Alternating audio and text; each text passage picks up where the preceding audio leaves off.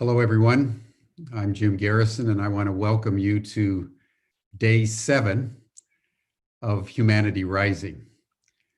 Every day since last Friday, we've been gathering between 5 o'clock and 7 o'clock p.m. Central European time to really delve deeply into the question of how we use, if you will, the crisis of the pandemic and transform it into an opportunity for human renewal. All of us have been in lockdown. All of us are seeing the world stopped in ways that we never imagined. Entire economies have been brought to a standstill. Millions of people turned out of their jobs.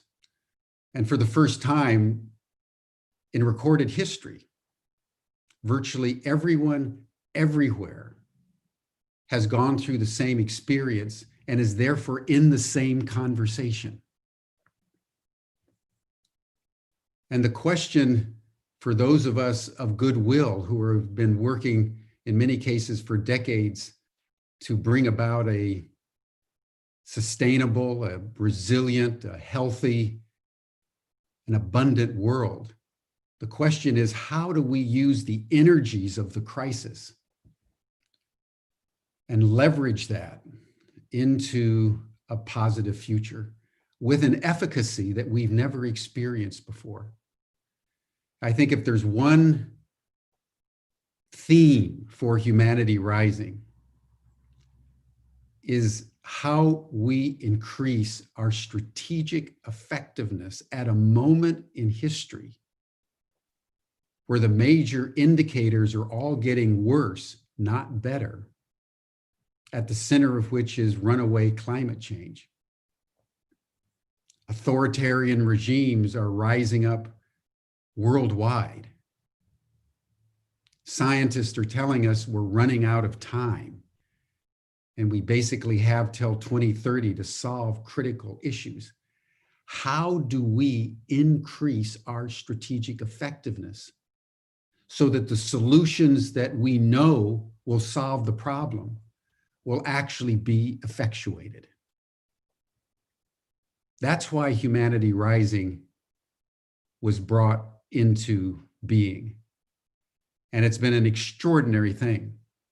We were only an idea about 6 weeks ago. And as we broadcast today, there's probably 10 to 15, maybe 20,000 people that are watching this broadcast on a live TV and a range of social media platforms, including our own Facebook page at Ubiquity University. We have well over 350 individuals that have come forward that want to speak. We have well over 300 organizations that have joined. Every day, for as long as the pandemic unfolds, we will be convening this session so that people can come together to express what they're feeling, express what they're dreaming, think through an enhanced strategic effectiveness, offer out new stories, new imaginal visions of a positive future, share what solutions they're actually implementing on the ground.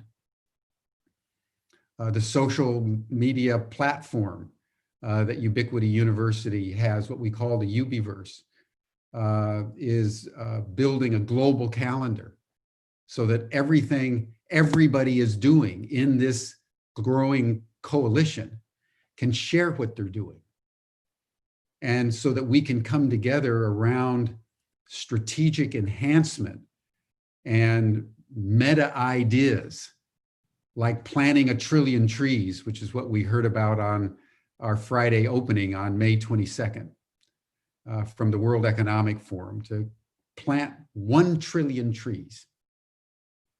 What are the ideas? What are the strategic ideas that are of the scope of putting a man on the moon that we can come together to effectuate by 2030, such that having worked together in the spirit of radical collaboration,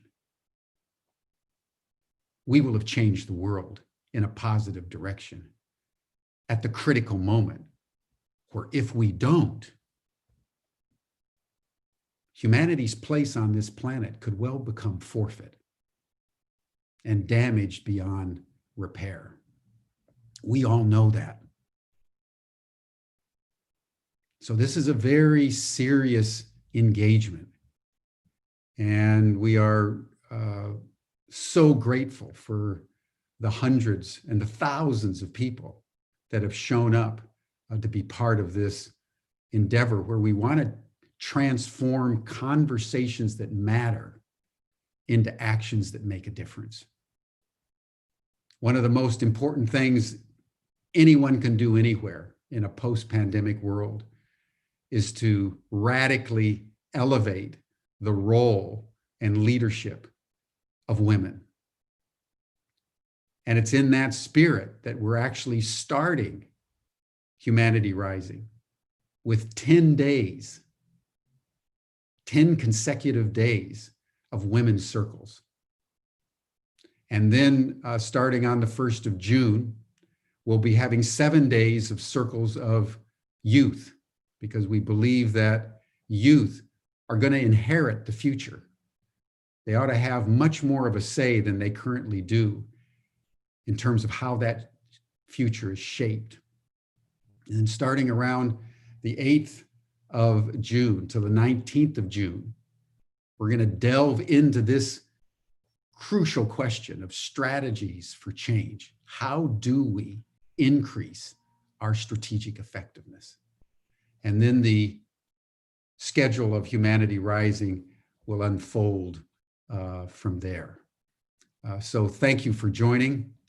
I want to now welcome Marilia Bezerra, originally from Brazil, who's now working in New York as the managing director of Synergos, an organization that was founded by Peggy Delaney, if you know her, several decades ago, and has been doing extraordinary work around the world in empowering people in terms of enhanced social activism. This is the 7th Women's Circle. And so, Marilia, I am very honored that you have joined us and that you were willing to convene this circle. And I turn the floor over to you. Thank you, Jim. Thank you for holding the space for this conversation that certainly is going to be with us for a while, and should be, if we are to really emerge from this crisis instead of devolving into further disruption, destruction,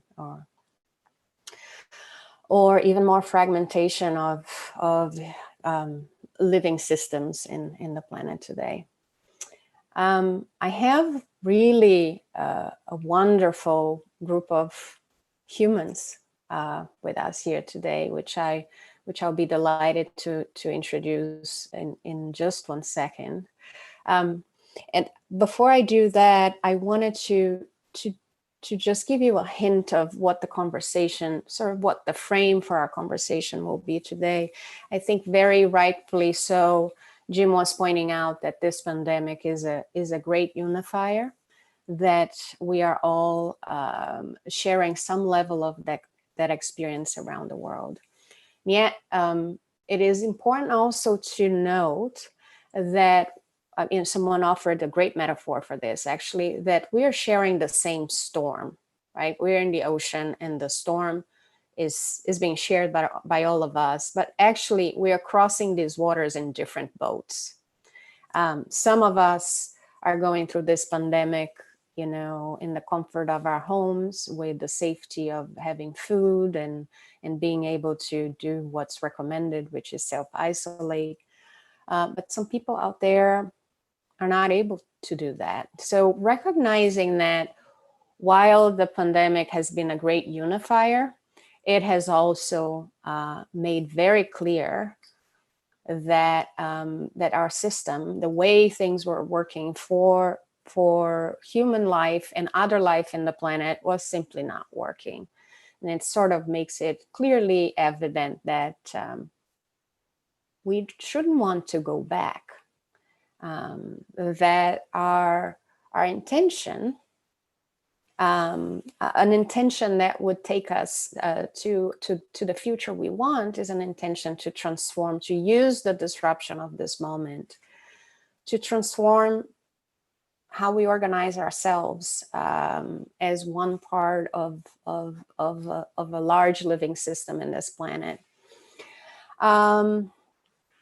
So, you know, when Jim invited us to host this conversation, we thought, well, maybe what this really is about is, alongside the content and what we talk about and the ideas, it's like, how do we hold a conversation that enables us to step into the extraordinary? Because what we need right now is extraordinary behavior, because we need to step away from how we've been operating thus far.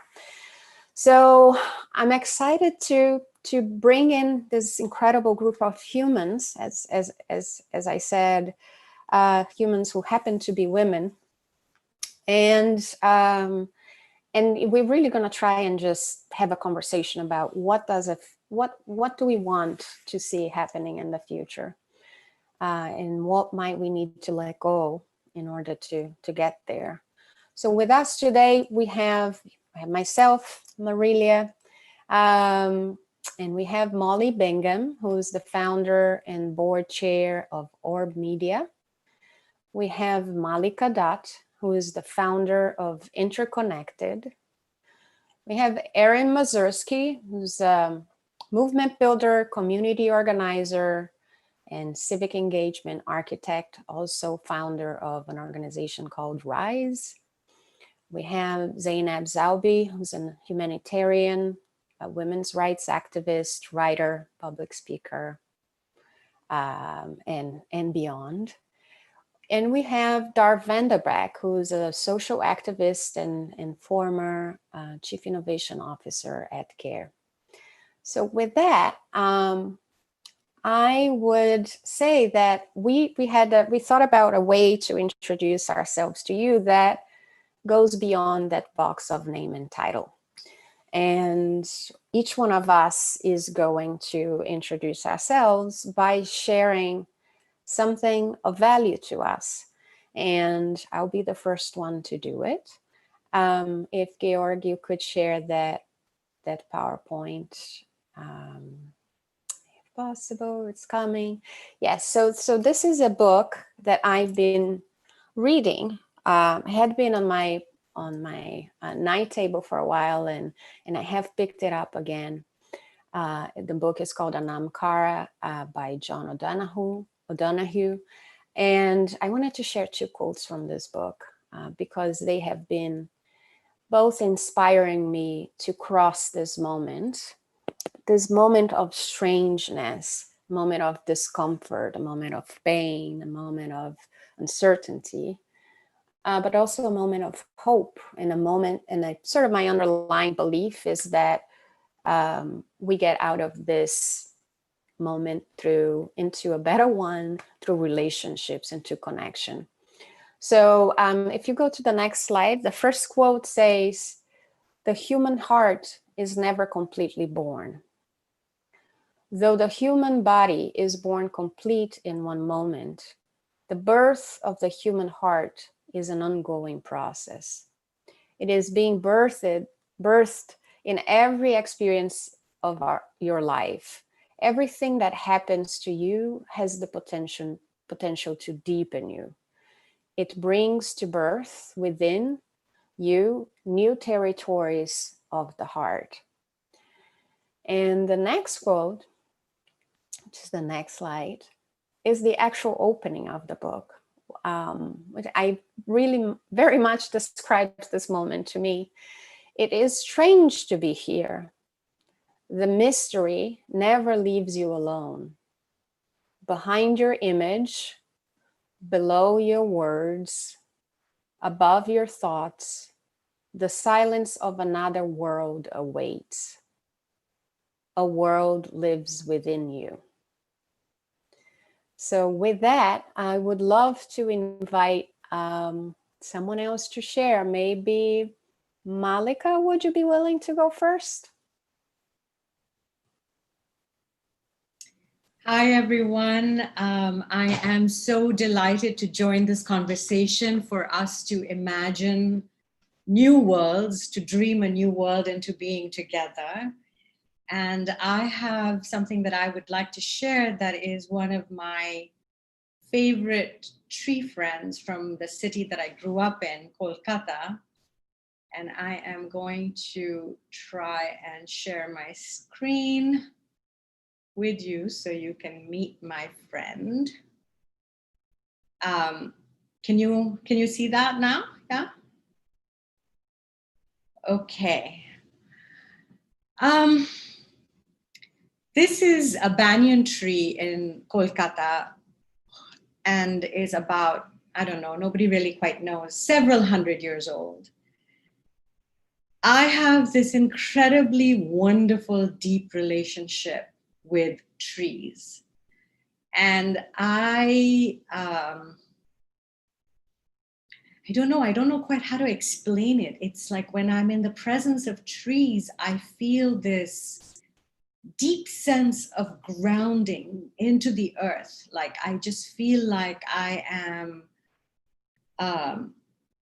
being embraced by the earth, like my roots are going deep, deep, deep down. And if I embrace a tree, I feel all of my energy centers in my body start to realign and just come into a flow that is like no other. And I highly recommend hugging trees if you don't already do that as a practice. And as this deep love and affinity for trees has grown in my life, I have actually developed friendships. I have two very close tree friends in Central Park that I visit very often. I live in New York City. And this banyan tree in Kolkata is a tree that I visit every single time that I am there. We breathe in the oxygen that trees give us, and they breathe in the carbon dioxide that we breathe out. And this symbiotic relationship that we have of air, of breath, of life itself, for me, symbolizes one of the million ways in which we are interconnected.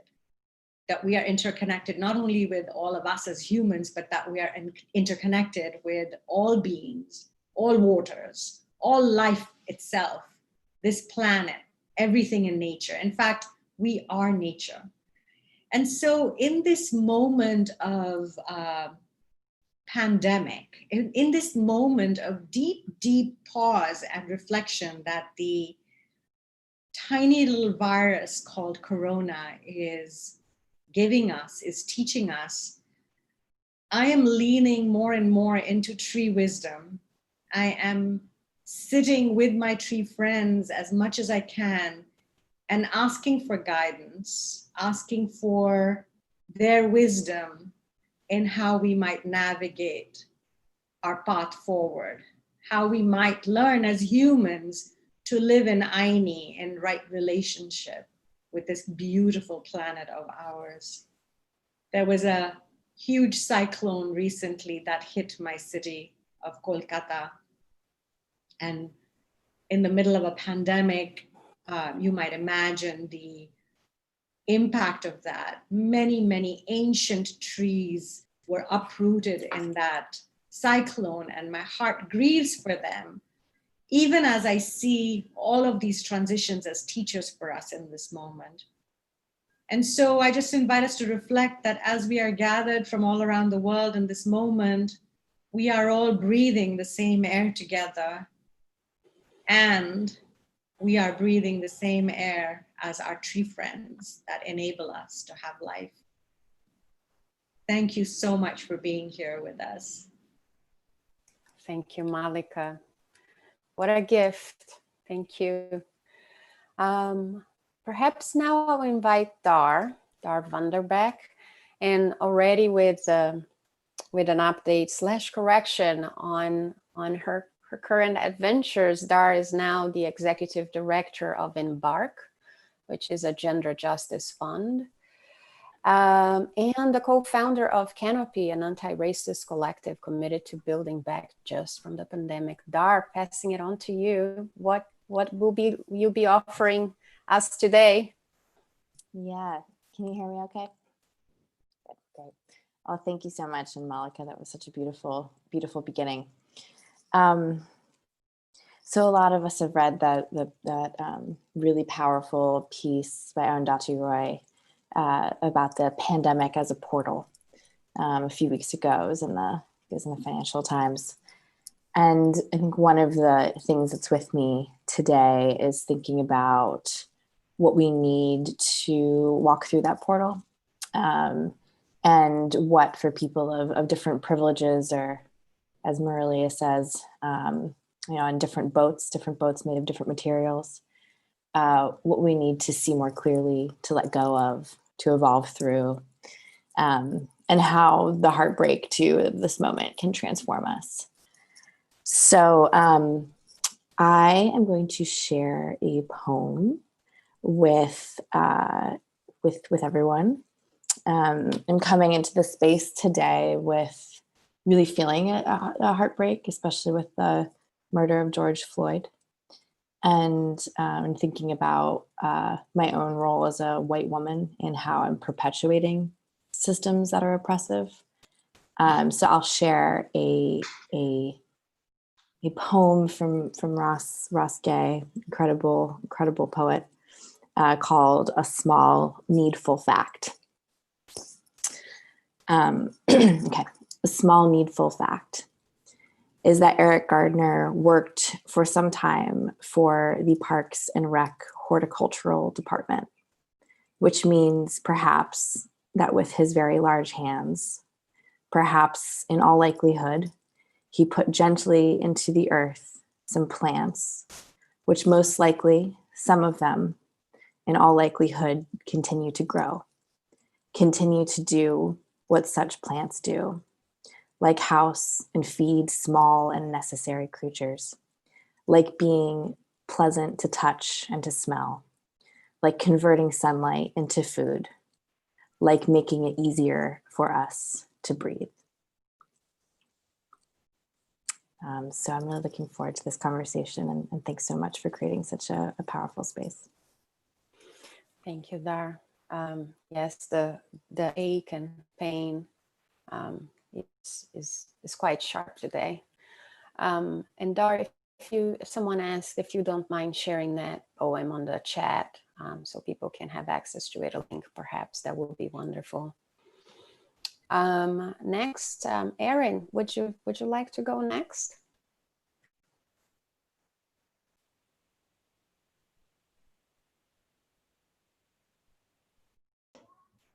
Erin, please unmute. You're still muted.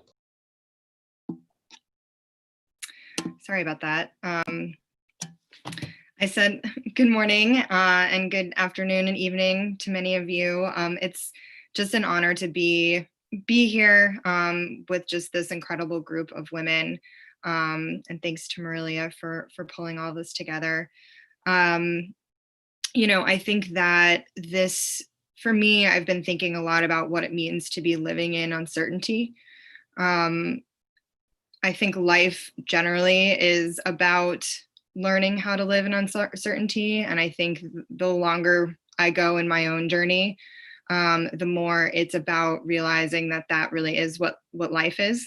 And that, anything that does kind of pretend like it provides certainty is oftentimes some of the more unhealthy ways that we are being in the world. And I think that, leaning into that uncertainty and into the potential of what it provides in this moment and right now, to offer us the opportunity to create and reimagine is actually really invaluable. If we can really kind of like take hold of this moment and realize that actually nothing in the future is inevitable. And I think sometimes it's hard for me to remember that. So I'll share with you a poem that really resonated to me early on in my quarantine. I'm in Brooklyn, New York. I think it appeared in the New York Times Magazine. And I just think it sort of says everything that I'm feeling a lot in this moment. So the poem's called Fiction versus Nonfiction by Lois Beardsley. I've noticed that at the Library of Congress, they have a hard time with the concept of nonfiction and fiction merging, as though it could be any different. So librarians dutifully tuck history books into the realm of nonfiction, as they have been so carefully taught, preserving the myths of our culture, the ones we have learned all our lives, at universities, at public schools, in daycare, in the front of the TV, at the kitchen table, in our mothers' bellies. Myths about dominance and superiority, and who owns what and who owns whom. Dignity, respect, good jobs, continence. Wow. So, yeah. To me, I think, this is the crux of the conversation in so many ways, is we're in a moment right now of like so much unlearning as much as we are learning. And I think that that's really what I've been reflecting on in what feels like relative solitude the last few months. And I'm excited to continue that thinking with you all and reflection with you all today. Thank you, Erin. Molly, may we hear from you now? Sure. Hi. Hello, everyone.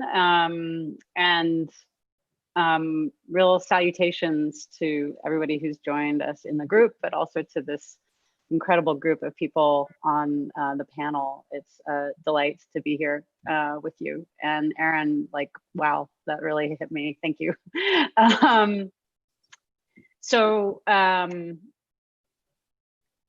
I have a quotation and an image to share. They're not really like completely aligned. They don't mutually reinforce, but they address, I think, two parts of my life and my driving forces and the things that I'm focused on and care about.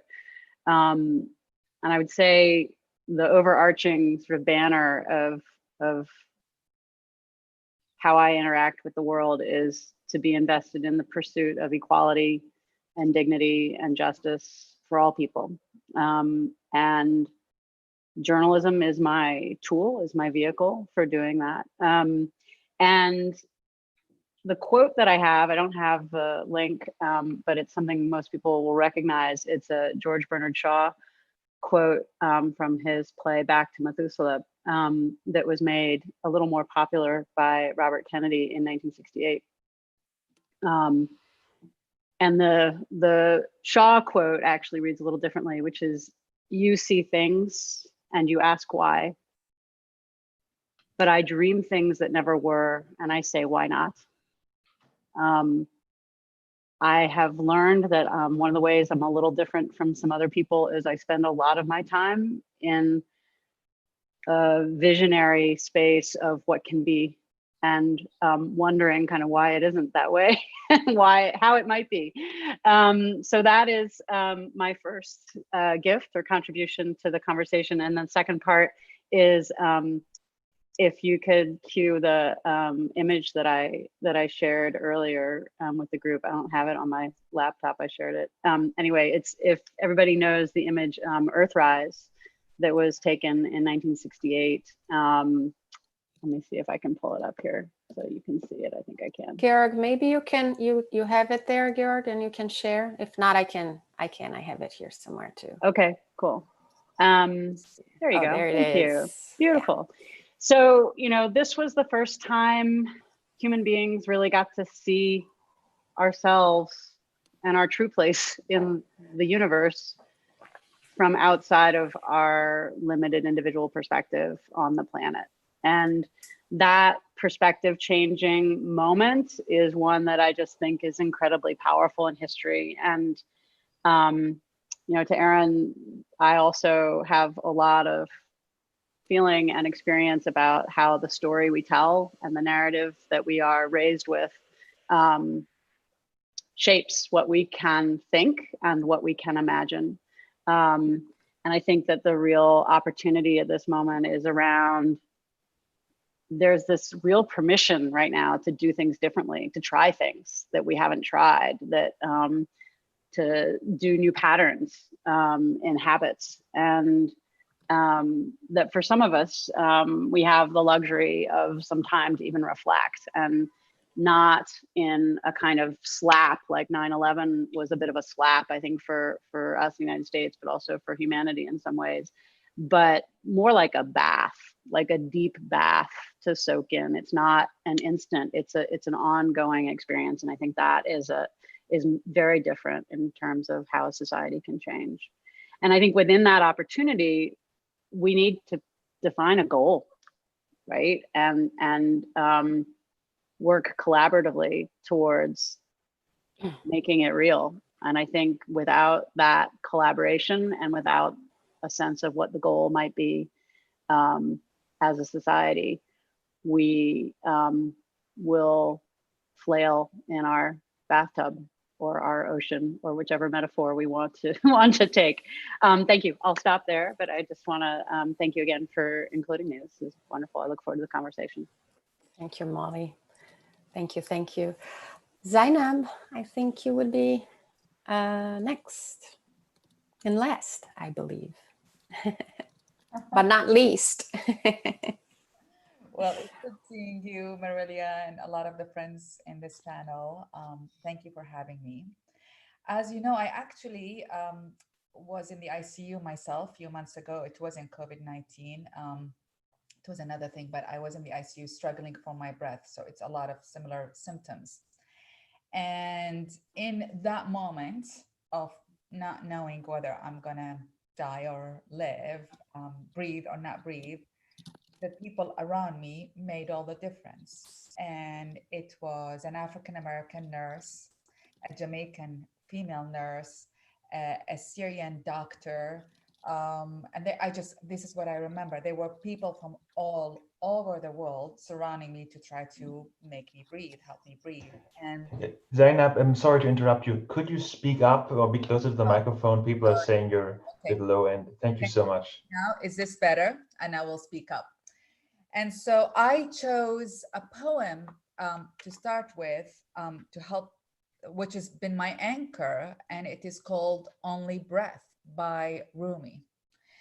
And the poem goes, not Christian or Jew or Muslim, not Hindu, Buddhist, Sufi or Zen, not any religion or cultural system. I am not from the East or the West, nor out of the ocean or up from the ground, not natural or ethereal, not composed of elements at all. I do not exist. I am not an entity in this world or the next, did not descend from Adam and Eve or any origin story. My place is the placeless, a trace of the traceless, neither body or soul. I belong to the beloved, have seen the two worlds as one, and that one called to and know. First, last, outer, inner, only that breath, breathing human being. And I want to mention two things, because I mean, as we are united indeed in this moment of history, we're also seeing all the tension and the fractions that are coming up here in America. We are all horrified at of what's happening to particularly African American and all minority communities. And so we have to remember we are only breath, and in our breath actually is united. And I keep on going to the ICU in my room, and it's like the people who saved me are from all over the world, and they come from all genders and race and backgrounds and all of that. But the other thing that I want to mention as we move to the second discussion is we have to remember in this moment of history is thank God to women. Honestly, I mean, there was an article recently about why we don't know much about 1917 pandemic as much as we know about World War I and World War II. It's because women saved the day in 1917. I mean, yes, and they're saving the day now, and yet still our narrative is not talked about, you know? So I want to take it beyond women, actually. I think this is the moment, like no other moment, to raise feminine values. And these feminine values maybe can be championed by women, but they are accessible to women and men and all genders alike. And what are these values and how do we come about identifying them so we can shape a new world together is, I think, the question of the hour for me. Thank you. Thank you so much, Zainab, and what a great segue for us, because as I said before, how could we create the future we want if we can't feel it or see it or imagine it or dream it, right? And when we talk about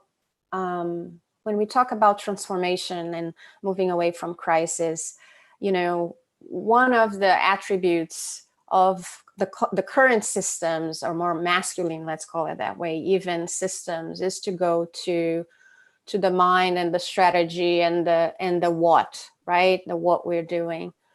And I wanted for us to spend some space in something that that is different. That it is about it's about taking a breath and dreaming and seeing, and perhaps even feeling a bit of joy and anticipation for what could we create together.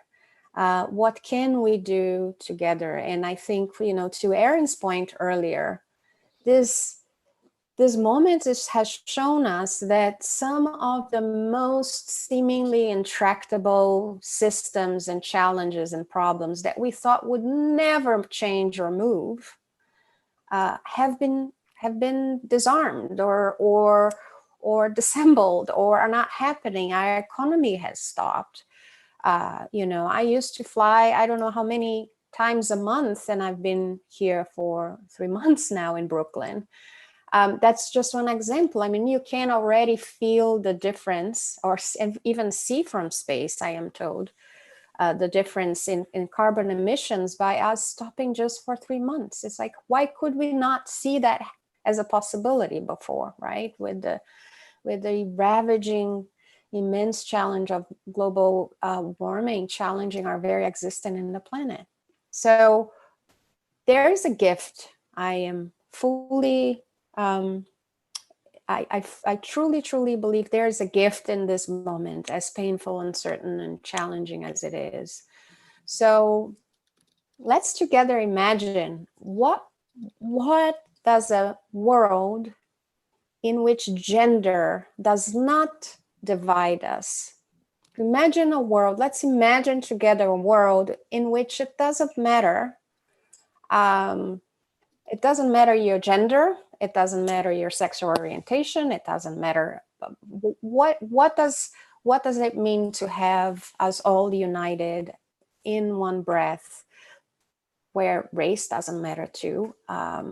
What does it mean to share a boat in that storm, right? While some of us are in a transatlantic, others might be in a little raft. Like, what does it mean to share this boat and all go into the direction we want to go in the future? So with that question, what does the world look like when gender does not divide us?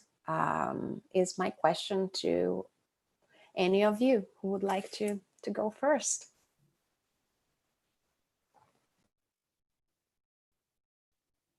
Mallika might be the first. I'm happy to jump into this question. You know, really, for me, a lot of these conversations about gender start from how we understand power and how we exercise power. And power is really simply the ability to act. However, in the world that we have created as human beings, power has become an expression of dominance, of exploitation, of power over one another, power over nature, power over as sort of the way in which we interact with each other. And so, you know, I'm a part of a community of women who have really been asking, how do we do power differently?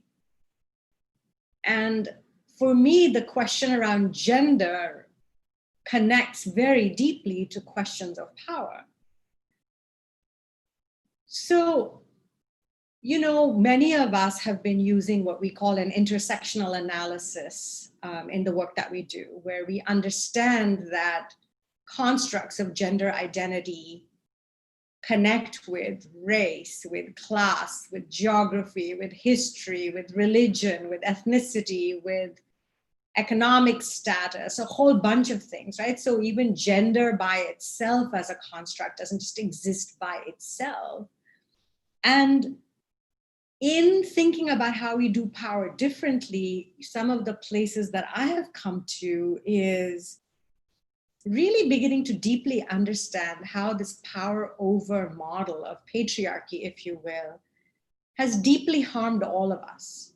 Men, women, people of all races, people of all genders. And so even when people of certain groups benefit over other groups, we are all still being deeply harmed. That's been an important shift for me because I've spent 30 years of my life working on issues of violence against women. And I got to a place where 30 years of listening to and responding to mostly stories of men harming women and children in just unimaginable ways, you know? I mean, it was my life was just full of story of harm, of pain, of the infliction, of just cruelty beyond imagination. I mean, and 30 years of sort of living in that frame made me very much into an oppositional warrior, right? Like I fought, I was an advocate, I was a warrior that was going to upend the patriarchy, fight for women's rights, and all of that reality still exists. I mean, one of the things that we've seen happen during this pandemic is domestic violence has gone through the roof as more people are staying at home. And so then it is a question, really, isn't it, of what happens when differences or divisions based on gender evaporate. If we were able to shift out of this power over paradigm and really enable the full potential of the expression of all of us to emerge into this world, we could really recreate the mess that we have created. And so I will leave with that thought, because in the dreaming in the new, we have to acknowledge the pain and the grief of the old. We can't leap over it. The damage that we have done to one another on the basis of gender and so many other identities, and the damage that we have done to this earth. Because in the expressions of gender, we have also deeply, deeply, deeply harmed other species on this planet and the earth itself. So moving beyond allows us a new way of dreaming. And I'm excited to really delve into what all of that possibility can be for us. That's beautiful. I was very much thinking along the same lines of this power over piece, and how we've, as a society, have over-indexed to a certain way of being. I'll just add a few other things that I've been meditating on recently. And one is, I think, a few shifts. So Mallika, you mentioned kind of power over to power with. Another one is seeing things in a binary, even seeing things as man or woman, and that separation versus fluidity and many truths being possible. Another is the fire of competition, shifting to cooperation and collaboration. And I think this other piece that really resonated with me, Mallika, of what you just shared, is being a warrior and being able to like stare injustice in the eyes, and then also being able to shift to metabolizing the pain and trauma of that violence of power over. So I think, yeah, I would just add that I think that being able to hold both all that kind of feminine and masculine energy in a non-binary way, in a way that isn't weaponized, isn't one is seen as superior, is a real opening for us to begin to dream to a future that's far more just. The last thing I'll just add here is I've been also reflecting on how personally and systemically these kind of systems of oppression, these systems of power over have hurt us as people, but also as a whole. And there is this really need for healing each other. That that in some ways these systems strip us of our own humanity on all sides of, or in a very kind of multi-dimensional way. And so, what it means to really love each other, kind of radically across the lines that we've learned, or as Erin said earlier, this work of unlearning is just it's a very potent charge for us right now, as we begin to think about what a world might look like where that binary, where we're not kind of ruled by difference. So I'll end there. And I'll step in and start by saying that in this pantheon of players in the conversation, I am by no means like a gender specialist or historian or intellectual. My sister has done that very well. And at the same time, I think, as I mentioned in starting out, that being invested in the pursuit of equality and dignity and justice for all people.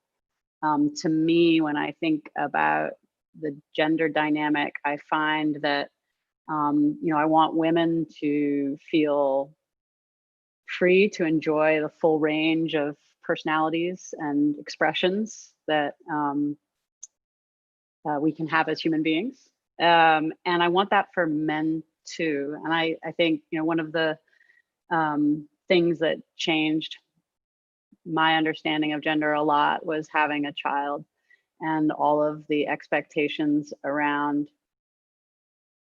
what men could or would do or be in being a parent, and what women could and would do and be. And I just found myself kind of bumping up against my own and our society's expectations of men as limiting and damaging as society's expectations of women, and that there's a parity of relinquishment. I think, Marilia, you suggested, like, what do we need to let go of, right? I think that's part of the next conversation. But I do think that there are expectations and boundaries and boxes that men are put in as well that are destructive to a successful or a society successfully achieving equality. And I think that when we band together in equality for all people,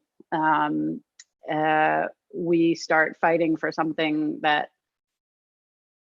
and fight is not the word I want to use, we start advocating, we start searching for the world that we want to live in, where we can be ourselves. And I just want to wake up and be myself. And I want that for other people too. I have a lot of freedom to do that in the life that I lead, which is extraordinary. I know that a lot of people don't. So the gender defines their world more acutely. But I definitely feel like opening the conversation so that it is a societal question about equality, not necessarily a question around race or a question around gender. And that may be, again, my sort of coming at this conversation sideways as a person observed in the world and less a participant in the gender advocacy space that a lot of you have participated in really powerfully, and I have a lot of respect for. Yeah. I'll jump in here. Sort of I guess I'm a hybrid between Mali and Mallika and Dar in terms of I worked on gender and I worked in wars and in journalism. And I want to bring out a few things that I learned in war zones. I worked for 20 more years and lived in 30 years in wars. And the one thing that I heard is that actually was from people in Mosul right after ISIS was overthrown, is that they said, we need a new value system. And that we need this new value system because we failed ourselves. That the bomb this time, the nuclear bomb, was not someone threw it from an airplane, that we became the nuclear bomb on ourselves. And what they attribute that is their attachment, to Mallika's point, to power. So every group of people come and promise them power and that they will do everything, then kill the women, kill this religion, kill this ethnicity, and then suddenly you kill it yourself. Suddenly it comes that close to your home. And I feel we are in this moment, right? We are in this moment of, in order to assess what's the future, we really also need to address how we have failed ourselves. And part of it is gender dynamics. Part of it, we're all got stuck into indeed a patriarchal system, was created by men. I'm not to point out only men, it's created. So few things. So what are these new value systems? And what are the things that I have particularly learned? Because I think the new value systems, if someone is going to tell you this is the manifesto of the new value systems, then we're repeating the same process of patriarchal way of someone telling it to you. We have to find it in ourselves. And for me, it became 3 steps. How do I connect better to my heart and to my truth? And to Molly's point, live in truth. And to live in truth, one needs to live in freedom, indeed. Because freedom gives you the capacity to express the best out of you to the world. And the second part is, how do I connect better to community, to people around me? And that shifted, the energy shifted. Kindness became the flag in here as opposed to anything else. And then the third one is how to connect better to earth. And I have the privilege, as you probably can see from my background, to live in nature. And one thing I learned about just honestly witnessing nature every single day, it's amazing, is everything about nature is codependent on each other. Everything. Even Mallika, you talked about the trees. Do you know that dead trees are kept, their roots are kept alive by the live trees because they don't want the dead trees to die? Unbelievable. Everything about nature is collaborative and codependence. And here we are competing with each other, hurting. So I think, accumulating as a zero-sum approach. And so I think I want to take it back and to the point Jim opened up with, which is planting 1 trillion tree. And I think we need to do everything to give to this Mother Earth, right?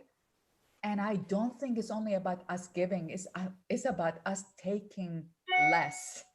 So I think it is time to also assess the meaning of our consumption and our greed. And the greed is in everyone, How do we assess how much we are consuming, and how do we change that in a way that does coexist symbiotically with Earth and does not entail abusing other people in the process? Food for thought. I actually don't have it all done, but I think we all need to assess that. And I believe the feminine way of doing it is a collective understanding of these new values rather than one person telling it to us. Yeah, and if I may jump in, so much richness. I I wanted to note, I think, two points. They're complementary. I think the first thing I've been observing is that, in order for us to transform our relationship to power, we need to see power first. Like, oftentimes we don't even understand what the powers, dynamics, and structures that build around the system of patriarchy, or our privilege as people of color or not, or like, gender orientation, sexual orientation. So I think one of the beautiful things about this protracted moment of slowing down human systems in the planet that the pandemic has brought us is that we have an ability to contemplate power and recognize it in order to be able to transform it.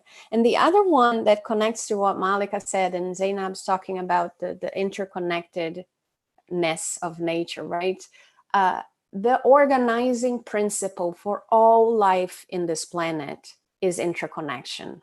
Nothing works in complete independence from one another. Like you probably all heard the story about the wolves in Yellowstone, that once they brought back the wolves to the park, that the entire park started to come back to life, and species that they thought were extinct started appearing again, because the wolves started eating the deer, and there was less deer, they were grazing less. Because they were grazing less, there were more birds, so it is really, I think, Zainab, so much in alignment with you. It's like, how can we give space for nature also to be our guide? Like one of my teachers says, like, ask nature, what would nature do? And then when we talk about power, and power in the hands of very few, and resources in the hands of very few, and inequality and the injustice that comes with all of that, like in nature, the stagnation of nature resources flow. They flow to where they need to go. If there's a accumulation of resources, it's called a stagnation, right? And nature somehow ends up resolving these stagnations. So I think for us to think about how can we create the spaces and for power to flow. So like Molly said, and it's not about elevating this or lowering that. It's actually about recognizing that we share humanity and we share life. And as Mallika said so brilliantly at the beginning, we are nature. We're not separate from it. What we do to it, we do to ourselves. So I don't know, Erin, do you want to comment on that next? Yeah, sure. I want to build on what everyone said, because I think when I wrote my initial thoughts, so much of what has been said kind of surfaced, but I did have a couple of things to build on. One is that I think, to everyone's point, the initial question of like, what does a world not divided by gender mean? The word division feels superficial in that conversation, or in that question, because of what we've been saying, which is that it's not a divide, and that a world where we start to see gender as fluid, and as something that is not a category to be fit into, and that like a world where all genders are embraced, and all types of femininities and masculinities and non-binariness is just a part of who we are, and is unquestioned, and celebrated.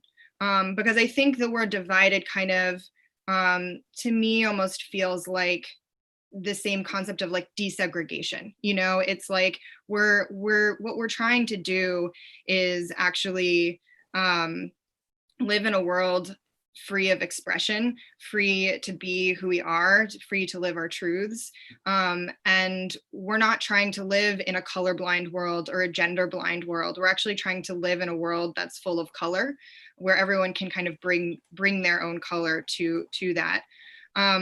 One of the things that I've also been thinking about is just, so there's this, I've over the last couple of years really tried to, with very much intention, read and educate myself in a way that I was not formally educated. I feel in some ways like the way that the very like Eurocentric way that especially I think Americans and many others are educated is, you know, with a certain narrative.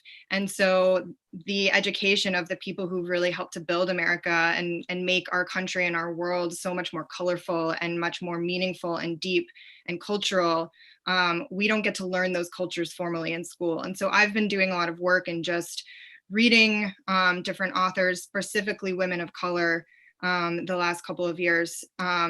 And I think that's work that we all need to do. You know, I see a lot of women in the chat in this conversation. And my biggest question is like, where are the men? You know, and this is not just a conversation exclusive to women of like, how are we empowering each other? There's this wonderful woman named Gloria Anzaldúa who wrote this book called Borderlands. She was a lesbian, Mexican-American, bilingual person who just wrote this beautiful artwork, this beautiful work that really expresses this importance of bringing people out into the borderlands, that we live in this space where we're all judging ourselves and each other based on what we see as the norm, which tends to be this kind of like white supremacist, patriarchal, colonial way of being, like in our beings and externally. And that, you know, the real joy and depth and connection that we feel are actually when we draw out that norm and we live more freely in the borderlands. And so I think the question about power is, how do we build power out, like, and pull the norm outside of, you know, outside of what exists, and like bring celebration of diversity and that interconnectedness into full light. My work as a movement builder and community organizer is really centered around this question of what is community. And to me, you know, we've talked about power, we've talked about fluidity, but to me, I think the central question, and Zainab sort of talked about this a little bit, is what does community look like moving forward? I think to me that is really essential. And I don't think very many people have answers to that, because our world has been changing so quickly. Institutions that we used to look to for communities, such as religious institutions, political institutions, all of these places where we used to get our identities, no longer seem to fit. And so people are looking for community and identity in other places that exist, but are still like not yet formed and not yet fully available in the depth that I think we're all seeking and what we all need. And so one of the reasons that I love working in movement with people so much is because it really centers that question of power, of fluidity, but of, you know, building community. And community means, where are we getting accountability from as well? Who are we seeking advice, togetherness, and fulfillment, but also accountability of like, who are you being the person that you should be and can be in this world, and all of that.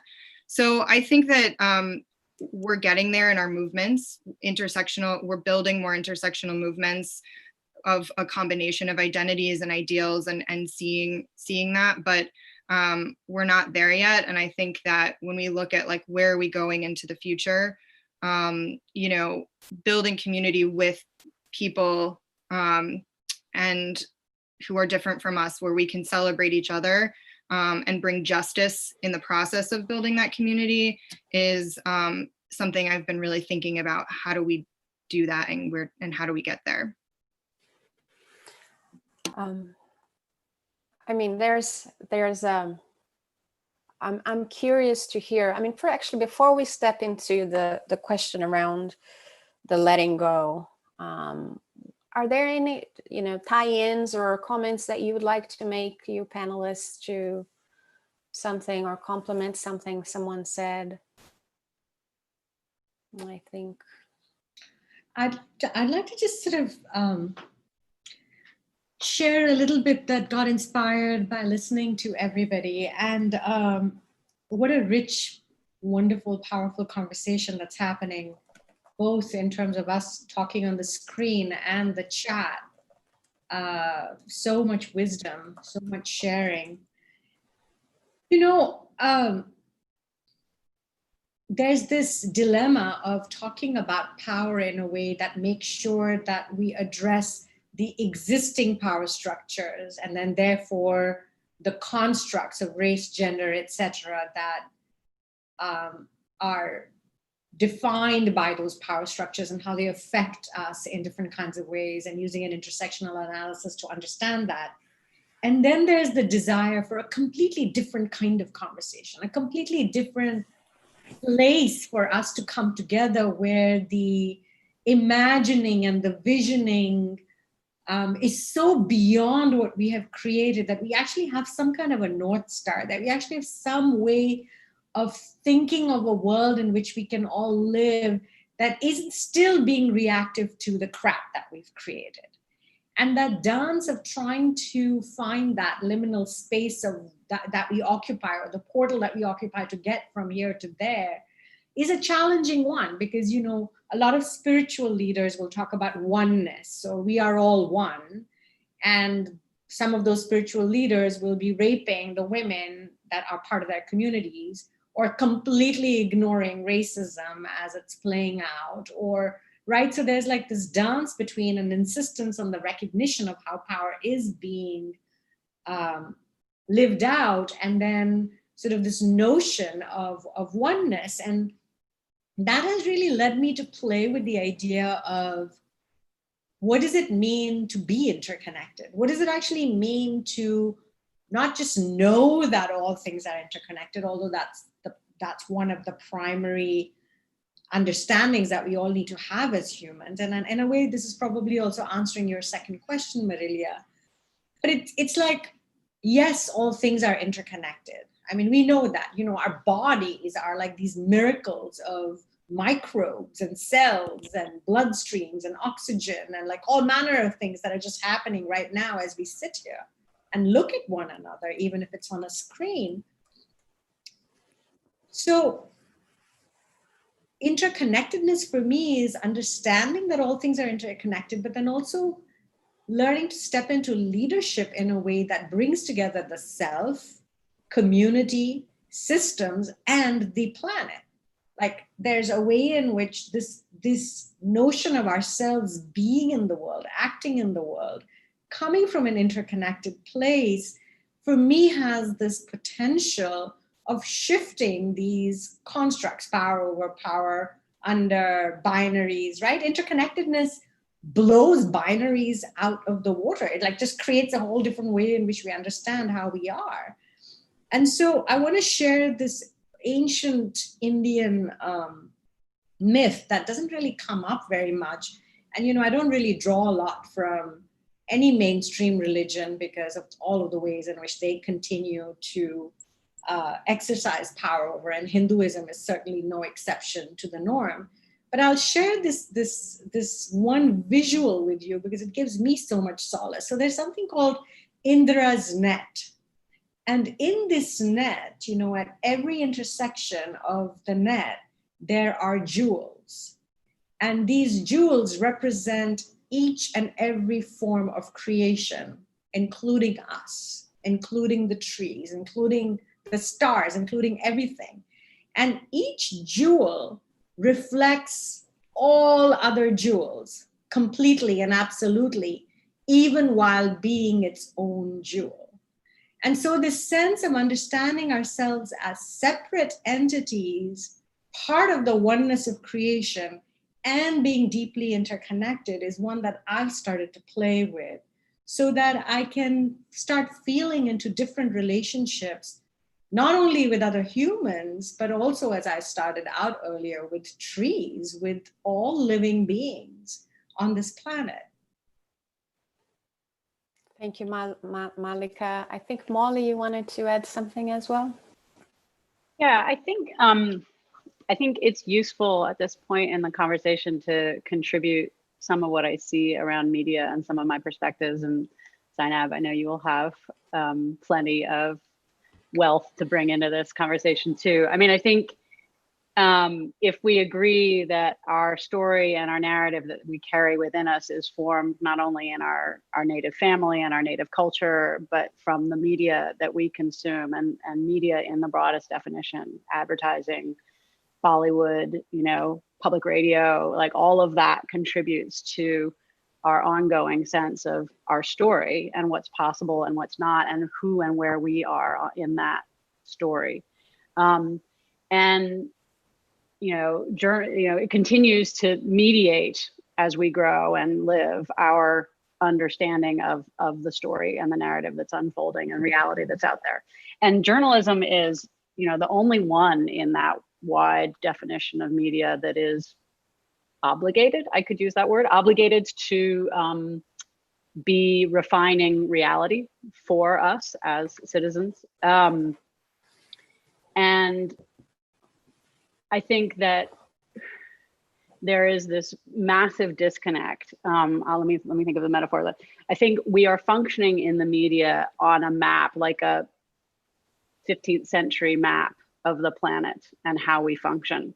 And that map, as we currently work in media, is highly fragmented. It's highly localized. It's highly competitive.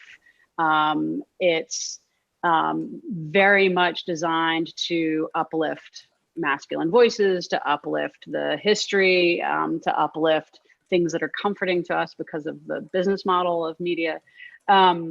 And I think one of the things we need to do is really update the functional map that we work from in media in order to reflect the 21st century reality of social and economic and environmental interdependence, as we've been discussing, right? That doesn't have a place in the current telling of our unfolding story in news, in journalism. And so I think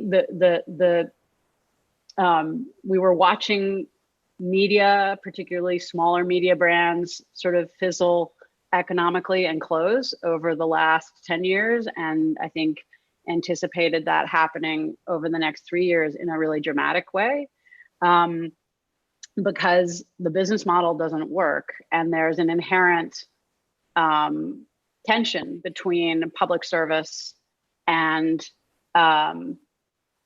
shareholders and revenue generation, particularly when you have an ad-based model. So what's happening is the system is crumbling under our feet. And in that crumble is the opportunity to build up sort of Phoenix-like something else.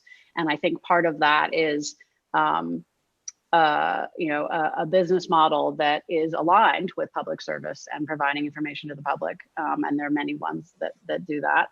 And also updating it with a collective and collaborative dynamic of both how media works across borders and across cultures, but also in the story it tells, embedded in the way we actually just deliver information, that it isn't ever talking about, teacher rates in one county in North Carolina. It's talking about teacher rates globally and how those things relate to how that issue relates to our daily lives in a way that is empowering. So I think there are great ways to deliver information in a way that is empowering to people and helps them see their themselves in the story of our unfolding humanity, and helps them supports them to be participants in the society that we want to build, rather than victims of a society that someone else is running. And I think we talked about power, like literally just by the way you tell a story, we can hand that power back to citizens around the world in the communities where they live. And I think that's that is a possibility today in a way that it may not have been even a year ago. I think that's really exciting, if terribly scary. I see all our panelists are nodding. Yes. Anyone would like to share anything before we go into the letting go? All right. So I think that the idea of this sort of next layer of conversation was precisely around the challenge of transitioning from where we are to the future we want. And in that, we have to recognize existing power structures and where we are in the system we're operating, while perhaps being inspired by Bucky Fuller, knowing that if you really want to create transformation, you let go of the old and you build a new system that is so awesome and fantastic that makes the old one obsolete, right? So there's this really feels like a moment of foot in the canoe and foot in the pier, and it's unstable, but we can get on the boat and go somewhere, hopefully. So thinking about that, what must we let go of if we are to get there? And when I ask what must we let go of, I think personally and collectively, I think one of the things that we can do in this world is model showing up, to the world in a vulnerable, open, and powerful place of recognition of the things that we have ourselves been carrying. And in order for us to also step into the collective actions or the collaborative actions and the things that we need to let go together as a society, and economic structures and market structures and all of it. So I want to just there are two things that I've been recognizing in myself that I'm ready to let go of, and I've been sort of wrestling them. And here it's the hint. The simple fact that I use the word wrestling is already indicating what I need to let go of. But I think the first thing is this idea that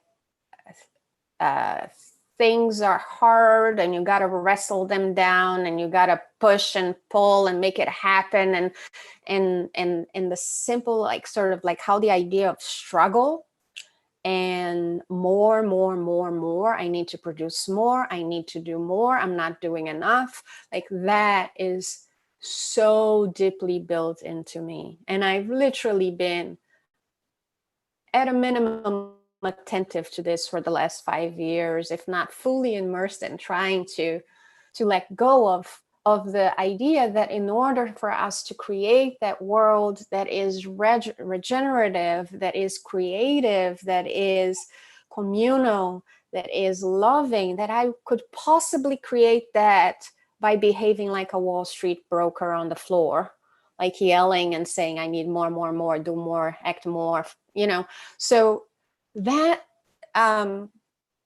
that is not news to me, but it has hit me with such profound truth right now. And, because the first thing that happened when the quarantine happened is that I start working 14, 15, 16-hour days from home. and my goodness is what am I creating from that place? Right. And who am I waiting for permission from to be able to let go of that kind of way of producing? I mean, I fundamentally believe that part of why we have the results in the world we have today is because we are not breathing. It's because we are not pausing. We are not connecting with ourselves and with each other and with the natural world in a meaningful way. And what am I creating by sticking to that? So here is me letting go of that. And as I said, as I was starting to describe it, I'm wrestling with that. Well, how about not wrestling? How about just letting go? So that's the word was really intentional. And then the other thing is I have noticed how much of the power systems and in my own privilege I have been, how much I have integrated into my own system of beliefs, and how much I can still, after so many decades really of working with social justice, how much I can still show up with behavior that is sexist or is racist in some way, and you know, you kind of need to, like the John O'Donohue quote that says the heart is though the human body is born complete in one moment, the birth of the human heart is an ongoing process. So I find myself again in that ongoing process, and the letting go there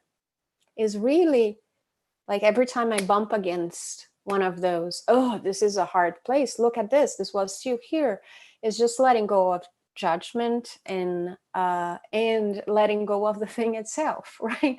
So it becomes not my baggage, but something I'm recognizing in me, and I can move with freedom from, even while I'm looking at it, and recognize that it has been a part of me.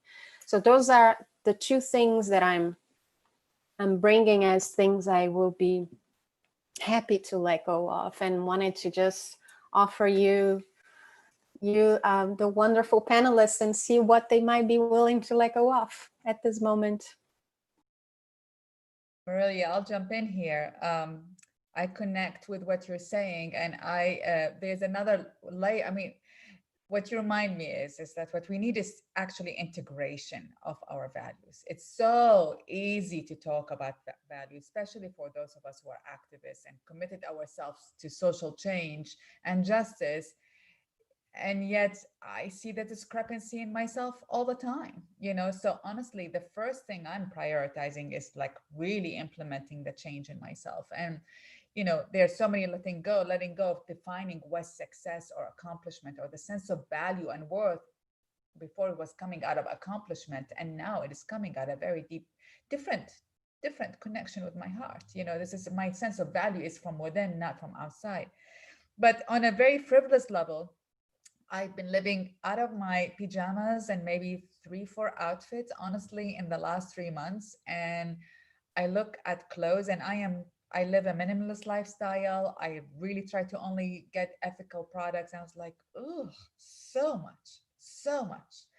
And I use that example because there is something about our economic system that even when you resist it, even when you try to change, you get sucked into it, which is about a complete extraction. And I don't mean of only material goods, but of creativity, of beauty, of everything. It's a complete extraction.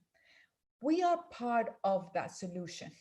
You know, it's not about corporate so-and-so, please change, and we attack economic system from afar. We're actually part of that solution. If we change our own behavior, personal behavior, that change shall happen. If we prioritize how we look at profits and loss, not only in terms of money, but in terms of earth and social values, if we change, then that system will change with us. So there is a power that we individually have. And I think, you know, so much of us have led our lives and our activism and our commitment to social change from the head. And it's not that the heart was missing, but right now we actually also really need to integrate our heart and our head. And it's hard to implement these changes, but if we don't do it, then who? I believe two things I want to end with is the prophets of this time is not some people in caves meditating for hours and then coming up with wisdom. Everyone is a prophet of this time. It's just like people who are wearing normal clothes and acting and in this panel and in the world and all of that is people who are going deeper and finding their truth and truth value and implementing them and living them. So we don't have to wait for the prophet to save us, it's us. And the second thing is that this century, I believe, has to be the feminine century, or else we won't exist. So when I say feminine century, again, I don't mean women. I do. And I don't think all women know what feminine values are automatically. God knows we get stuck. We get also living in a very patriarchal masculine values, but we do need to tap into these feminine values and find it. And what's at stake is our survival, you know? So I really think what's at stake is us. So the 21st century needs to be the feminine century, or else we won't be. And what are the steps that we all need to take to make it so?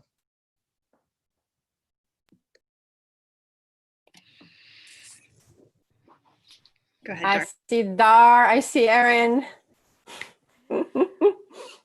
We're all building off of each other quite beautifully, but yeah, tying back to the beginning, I think the thing that I'd like to let go of is certainty, is that kind of shallow certainty of being right. And there's this, I think it's Kierkegaard, this has been talked about a lot, but the different types of knowledge, right? Like you can read about how to steer a ship in a storm, and then you can have to captain a ship in a storm. Are those types of knowledge the same? You know, so how do we make room for really, you know, different types of knowledge and wisdom? I love on the chat here, we've had such bringing forth so many other perspectives. I know Sherry Mitchell and Sacred Instructions has been brought up, as well as many others. But there's something around, I think, in the parlance of Marilia, like what I would like to let go of is being right, is of that type of certainty that comes from the head. But learning through pleasure, through dance, through nature, through listening, through like listening to music as you watch the bough of a tree, that kind of knowledge, how we bring that into instructing us about how to act and live. So that's my addition. Yeah, and I'll just share that, you know, it's funny because I actually transitioned my leadership out of the organization that I founded it's a social justice organization that I founded about 6 years ago, with the intention of really slowing down and healing after having burned out pretty bad. Being very proud of like the work that I've done, but I think we've also been in a place where it's like, that was great and I'm really burned out. And then the pandemic hit and everyone was kind of slowing down and forced kind of to be home and to be with ourselves. And so that's been an interesting process for me. And so I just wanted to share that because, you know, the context in which I'm coming at this, I just resonate with so much of the, you know, what Zainab said about integration. You know, we work so hard for social justice, and yet we somehow get separated from ourselves and what our hearts are saying and the knowing. And I think part of that is this myth, if I'm continuing on this theme, like that productivity means value. And I think it's just something that we've been fed our whole lives, and it's just gotten worse and worse and worse with technology and the fast pace, that, you know, the more productive we are, the more valuable we are. And that's something that is very, very hard for me to let go of. But it's being able to sit with that and recognize that that drive is only recreating so much of what I want to what I want to deconstruct in this world. And you know, and so I think it goes beyond just saying like, I'm going to do less. It's like, what that means to me is actually listen a lot more, and listen to wise people and people who have been in the struggle and who are doing the work. I think I'll just say, like, as a white woman, I've been conditioned in so many ways to like just be able to speak and say like, you know, people are going to hear me, maybe not as much as white men, but like generally more than people of color. And so to me lately, the practice is letting go of the need to speak, the need to produce, and just the practice of being, the practice of listening, and realizing that like the more I listen to others, the more I'm also able to listen to myself and feel in my body like that doesn't mean not acting, it just means acting more intentionally, and acting creatively, but also with care and with the integration of the values that we hold.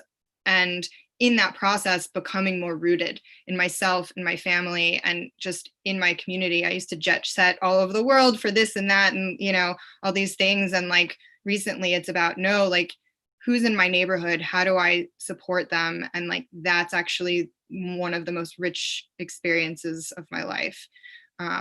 So yeah. Thank you, Erin. Mallika? So 2 things I want to share that I'm letting go of.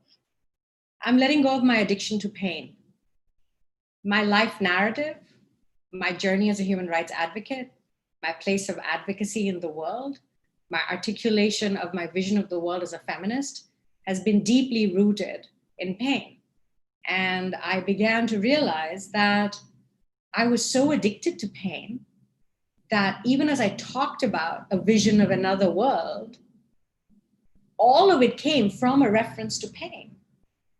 Now, I don't mean to say that we can do away with pain. Pain and pleasure are part and parcel of our living energy on this world. And, you know, it's not like I'm saying I never want to feel pain again, but I don't want to be addicted to pain anymore.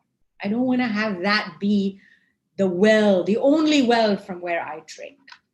And so in the last couple of years, what I have done is really reclaim my yoni, my pussy, my vagina, my womb, a part of my body that as a woman has been trampled upon in the patriarchal context in a way that we all know, like it's beyond even imaginable.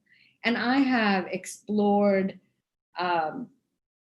a course with this wonderful woman called Mama Gina, which is all about reclamation of the pussy. Like even like saying the word is a huge step for me.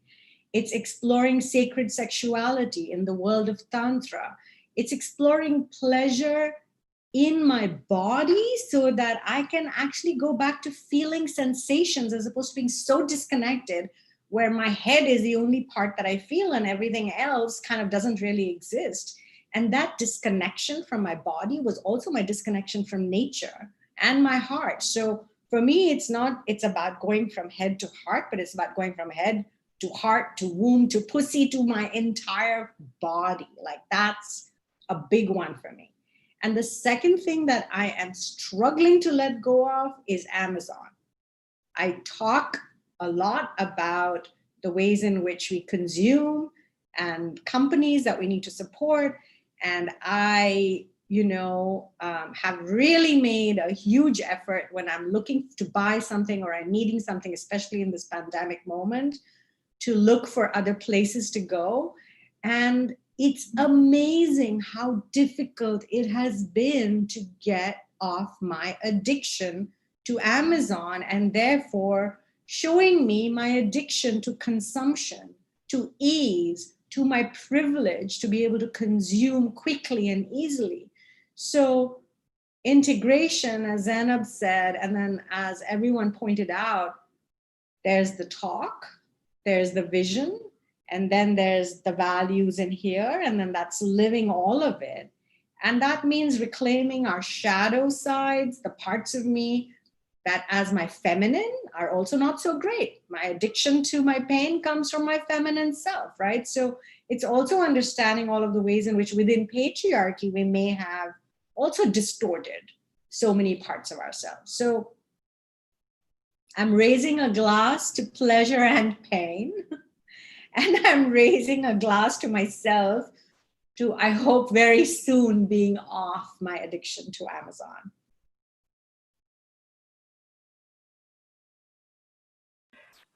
Thank you. I think Molly, you. Yeah, I don't know that I can follow that. That was awesome. A year ago, I'm a mother of a young child, and a year ago she decided to go to summer camp, and I got 3 weeks to myself for the first time in memory, really. And during that time, I mean, to Erin's point, I think when I was able to just listen to myself for a minute, and, Zainab, to integrate that, I was like, oh, I'm not confused about who I am or what is important to me. I just haven't bothered to listen for a really long time. So it was great to get that moment to stop. And this one is even better. because part of what I committed to was my disappointment in myself came from how much I know and how little I act on what I know, and how out of alignment I am with the knowledge and the values that I have. And so more assertively and actively over basically sort of 3 years that I mapped out, starting to really progress into better alignment with my values in all kinds of ways that I show up in the world, as a parent, as a consumer, as a professional, was where I wanted to focus my attention and energy. And you know, I think for me personally, the thing that has meant I need to give up the most is fear. I mean, I seem to be, you know, shrouded in a fear in spite of the fact that I have a lot of strength and freedom to do that. But being able to let go of the fear of like, oh, it'll be different. Oh, you know, change is hard for everyone. And even on a very personal level, and we're talking about massive systems change for humanity. But being able to let go of the fear and embrace the joy and discovery of curiosity and, you know, newness and doing something new and giving myself the time to go through that in a way that respects who I am, has been my part of my path that I've sort of started on recently. And I think that this experience of you know, COVID and what I call COVID capture, things that I want to change. I ended up in a household with a group of vegans, and it's been amazing because my little personal thing is like, ooh, eating vegan is so easy and great. So I think there are little ways that I hope to change, and being able to let go, relinquish the fear of what that might be like to be different, is my thing. So. Thank you. Wow. This is it. This is the transformation. It's seeing all these places and coming close to them with joy. I think that words like curiosity and joy and celebration have been lacking in the conversation around how do we build from here? How do we create from here? And noticing that we're coming close to towards the end of our time together, and I want to make sure that we have some time for questions. What I would love to do is to invite all of you who have joined today to add questions to the Q&A section of the Zoom. It's like a little Q&A icon on the bottom of your screen should be. If you have them, you can also type them on the chat if you don't know how to get there. And we have a few that have come our way. I would love to take the questions, but still we've gotten to the very important, starting from here, right? Very important things that we are letting go of. We could also talk about the things that we as a society and culture, Mallika already indicated one, Amazon. We can also get into a conversation around that, what we as a society need to let go of. We have covered some of that, but I would invite my fellow panelists to, as we answering questions, if you want to bring you know, anything around things that we haven't talked about yet that we as a society need to drop. The cool thing about letting go and dropping is that it's a non-action. It's about stopping to put energy in a direction that doesn't serve us. It's like literally. So what are the things that we can drop, right?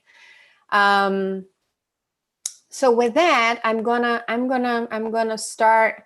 I'm gonna start with some questions here. And first question is for Zainab and Mallika. What is essential in your neighborhood? Meaning, I think it's a reaction to the Amazon comment, or like, what is that? Maybe we need to clarify that question. So let me ask Kat Haber to clarify the question, and we'll get back to you. So there's another question here from Joyce Jordan. Hi, Joyce. I would like to hear your ideas about language as both face and reflection of the social order. As a spur, please consider the deep scholarship of author Ruth Beebe Hill in her book Hunter Yo.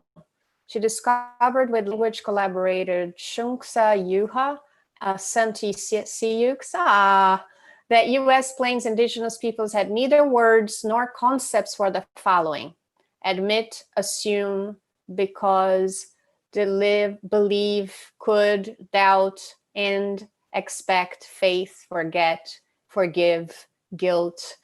So these are words that natives had not, some native cultures had not a word for, concepts or words for. So I think the question is around, it just disappeared in my thing here, but the question is around language, how language helps or hinders our creation of the new, is a face and a reflection of social order. Who would like to take that one on? Maybe our newest, panel. I just want to recognize we have another panelist that might want to share something with us later. Dar, go ahead.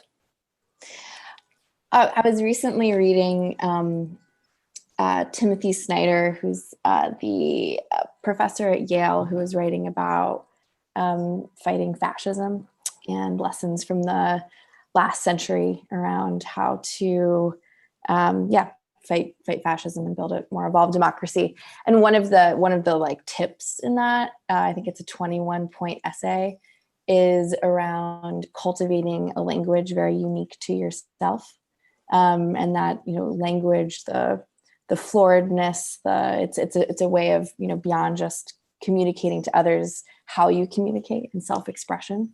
And so seeing language not as something, I think for many of us who have learned other languages, as not just doing it right, but it being different tools to construct a world, and being gardening our own language in a way where we have words that like on the tongue that taste good, that there's like a texture to them, there's playfulness to it. So it's not a direct response, but just something that I've been thinking about with language and constructing a new world recently. Amazing. Does anyone else want to comment on language, how it creates us as well? I think Molly already had some comments on that as well. Yeah, I mean, the language we use on a personal level defines and shows how who we are, right? And it's true on a personal level. It's true in how we write and how we articulate ourselves in media. And Molly, we can hardly hear you. You're very low, maybe because you took off your headset, maybe. Yeah, sorry, I can't do the headset anymore, but that's all I had to say. Thank you. Okay, good. Gotcha, Molly. So another question we received is, how can we take steps to define and teach a new value system? I think that is a core issue and brilliant analysis, but I'm not sure what are the actual practical steps that we can take to build this new value system. I'll take a crack at that. In my experience, it first starts with ourselves. So someone mentioned the word forgiveness in indigenous culture, for example. I'm someone who is a believer in forgiveness, gives lecture on forgiveness, until someone I loved broke my heart and I couldn't forgive him. Just to give you an example, right? So what's the point of talking about forgiveness as an ideological issue, or having all the magnets on my refrigerator about forgiveness, if I couldn't implement forgiveness to the person right in front of me? And more essentially, I couldn't actually give it. So I had to learn it in myself. So then I needed to learn how to forgive myself in the part of me that has betrayed me and hurt me. And only when I understood it in myself, I could actually so easily give it to him. I could so easily give it to everyone else. It's just like, it just became a much easier process. And So how do we come up with these new value systems? I think, and it's a bridge between the language question and this. Languages or our expressions about these values is very easy. It also gives us a righteousness about us, you know, especially if you are an activist and you see yourself one of the good people, right? It is so hard to implement it. And it takes, I mean, I tear up talking about it. It is hard to implement it. And it takes courage, it takes true self-reflection, it takes seeing not only the good part of you, but the bad part of you, and accepting and loving the wholeness of you. And when you do that, when you see your wholeness and accept it and arrive to a place where you can love it, I think the relationship outside becomes so much easier. And from there, the values come. From there, the values come, because we can talk about any concepts right now we know, like this down to capitalism. Okay, fine, great. And then we go and buy from Mallika, forgive me for quoting you, from Amazon, right? You know, it's like we all do. We're all part of that process. We're all product of this world. And so I would say, go here, man. I mean, this is what's needed. Implemented, you'll see it's really freaking hard, but it will change your shape and how you see the world. And then changing the world becomes not an effort. It becomes about being who you are. Amazing. Yeah, I just want to build off of that. And this is not what Zainab is saying, but I also just want to challenge the idea that we talk about in terms of self-care, because I think self-care has become a distraction in a lot of ways, or an excuse for not acting, and that the internal work that we have to do has to be in parallel with acting for justice, and like on, you know, as a part of that. We're not going to confront the big issues that force us to really check our values if we're not also acting. I think, you know, I want to be clear that I'm not contradicting my previous statement about productivity, because that's not the point. But the point is like, how do we actually hold both of these things of deep inner listening and reflection, while also making sure that we're acting upon, we're taking action to stop things. And I think sometimes I think sometimes people think that self-care is enough, that, you know, doing that inner work is enough. And at certain moments it is. And like I said, you know, right now I'm in a place where, like, personally, I'm doing a lot of like reflection work, and that's what like my knowing and my being says is like the right place for me. And I also know that very, you know, not too long down the line, I'm going to be ready to do some action and learn from that again. And so I think it's sort of this ongoing process and cycle of, you know, of learning, doing, reflecting, but, you know, being willing to make mistakes, to take things on and say, oh, I could have done that differently, you know, and I'm going to do that differently the next time. I'll just say that, I'll just say that that's like, I think it's an ongoing process of listening to ourselves. Can I add, Erin, because I completely agree. And yesterday in America, for those of us who are in the States, you know, we saw horrible video of a Black man basically killed, you know, under the foot of a white officer. So here's a question, like, how do you integrate the two? There's a time indeed to observe, and there's a time to listen, and there's a time to speak. And so yesterday was a time for all of us to speak, right? And to scream. And then what I mean is, then in that anger, for example, this is where like the integration happens. In that anger, because it is an angering thing, I mean, it's just was really bad. How do we then notice ourselves in our action and not lose ourselves into our anger? Because when we do that, we become what we're fighting against. So that's what I mean, is how do you come up with these new values? So then it becomes, unfortunately, incumbent upon the victim side, the oppressed, to basically hold themselves and transform it into a new action. So we don't slip away, and so we show the path forward in a new way. And that's, I think, for me, that's the process of how do we integrate values with paving the path forward. Yes. I want to jump in and just say that,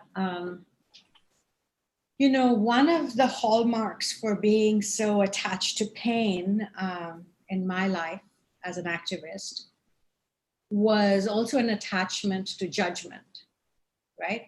Who was right, who was wrong, who was good, who was bad, who was evil, who was good. I mean, just sort of in the human rights paradigm, there's an oppressor, there's an oppressed, and there's a redress mechanism, right? Like there's the rescuer, if you will.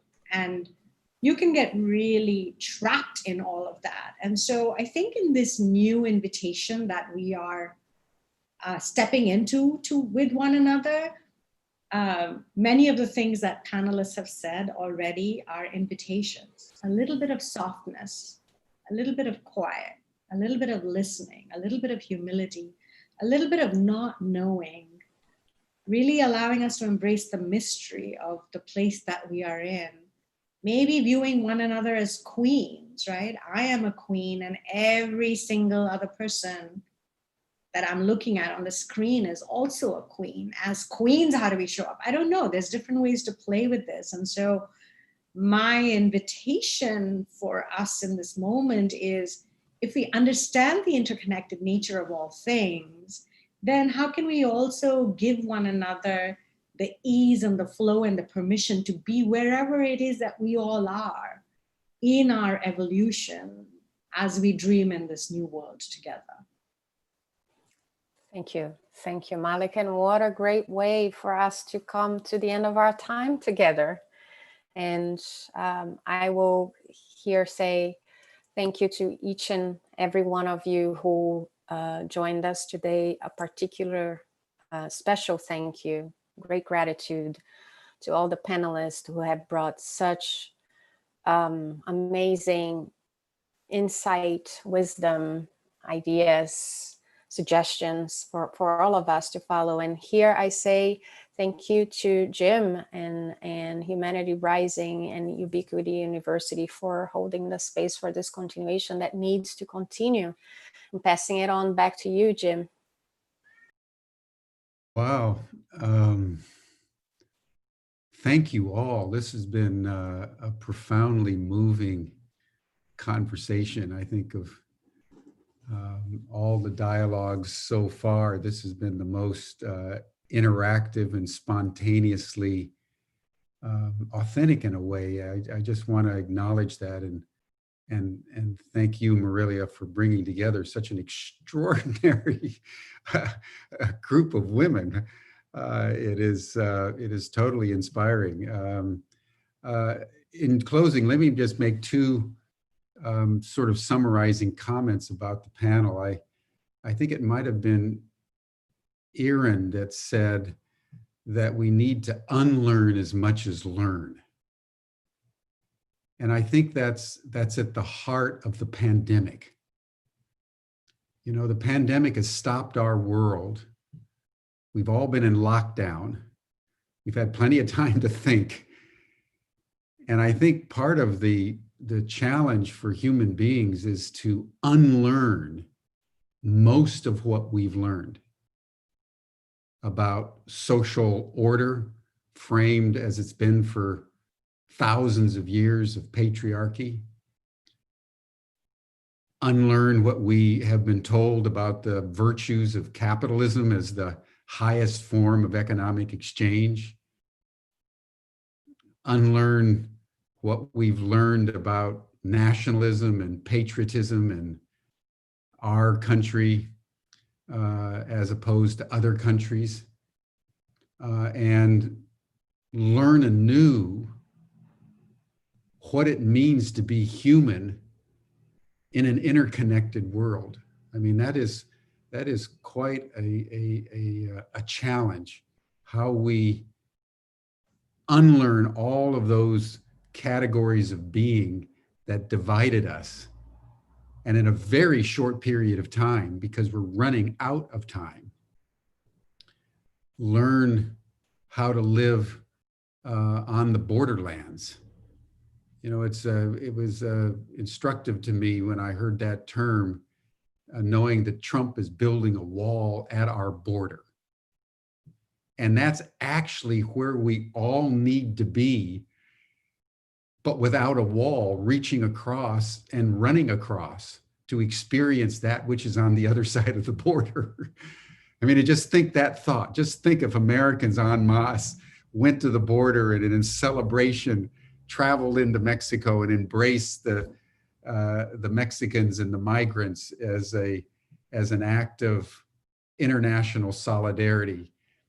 We would unlearn the wall, and we would learn the interconnectedness of all human beings in an ecosystem, which is, I think, Marilia, you said, that's the bottom line, is our interconnectedness. And I just want to affirm that because that's at the heart of humanity rising, is how do we come together as one?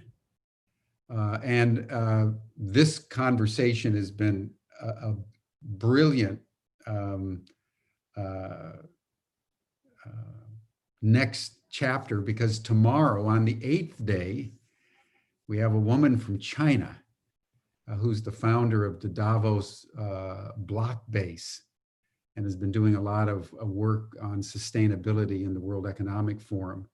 She's convening a panel on what she's calling Yin Invest, making the assertion that it's not enough that we have impact investment around sustainability or empowerment of various groups. We have to embrace what she calls Yin Invest, the Yin principles of the Tao, the Yin principles of the feminine, and what that looks like, and how you implement it in a place like the World Economic Forum, which is the center of power and resource and capacity and outreach. It's not a small question for this hugely important concept and new word. Speaking of language, it's a new world, a neologism that is being brought into our councils tomorrow. So Marilia, once again, thank you so much, and all the women on this panel. I bow to you and I salute you for really deepening the dialogue in a very, very profound way. It's been rich, and I'm looking forward to the recording, and we can then send it out far and wide, because this is a conversation well worth global dissemination. So thank you, everyone. Deeply appreciate everyone's participation, and we'll see you same time, 5 to 7 p.m. Central European time tomorrow on Zoom.